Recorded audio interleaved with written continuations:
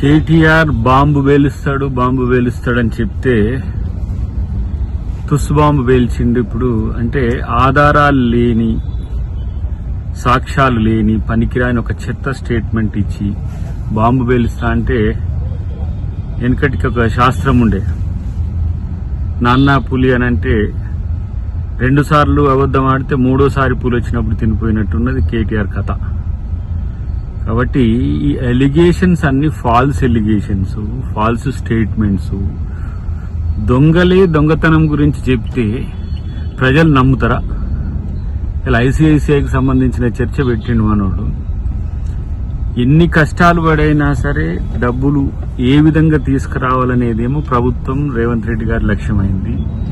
ఏ విధంగా ప్రభుత్వాన్ని నవాజ్ పాలు చేయాలి, లేకపోతే రైతులకు భరోసా ఇవ్వద్దు, 6 గ్యారెంటీలకు సంబంధించి ఎలాంటి డెవలప్మెంట్స్ ఉండొద్దు, ఇతరత్ర ఏ విధంగా కూడా డబ్బులు రాకుండా చేయాలని చెప్పి వీళ్ళు బీజేపీ కలిసి ఆడుతున్న డ్రామా ఇంకెన్ని రోజులు ఆడతారు? ఇలా పులకేసిని మించిపోయింది మొత్తం కేటీఆర్. ఇంకా పరువు తీసుకోకు బాబు. పనికిరాని చెత్త చర్చ అంతా పెట్టి ప్రజల్ని కన్ఫ్యూజ్ చేయకండి ఫస్ట్. కాబట్టి బీజేపీ కాంగ్రెస్ లింక్ అంటాడు, లేకపోతే ఫ్రాడ్ అంటాడు, ఇది అంటాడు. మరి మీరు చేసినప్పుడు ఎడిపోయింది ఇదంతా కూడా? 4,23,000 ఎకరాలు అమ్మిండ్రు మీరు.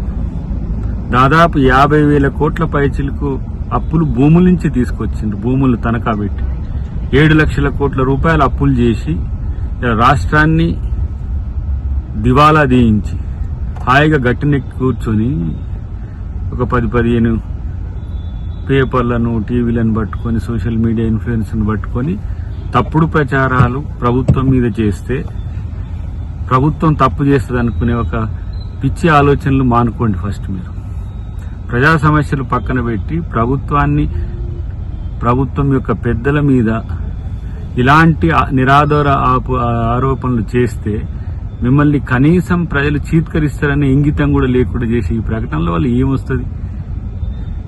అది బాంబు కాదు కదా, లక్ష్మీ బాంబు కూడా కాకపోగా పరువు తీసుకునే తొట్టి బాంబు అయింది. ఇప్పటికైనా ఎవడో నీకు సలహాలు ఇచ్చేటోడు, ఎవడో నీ స్ట్రాటజిస్ట్, వన్నన మార్చుకో బాబు.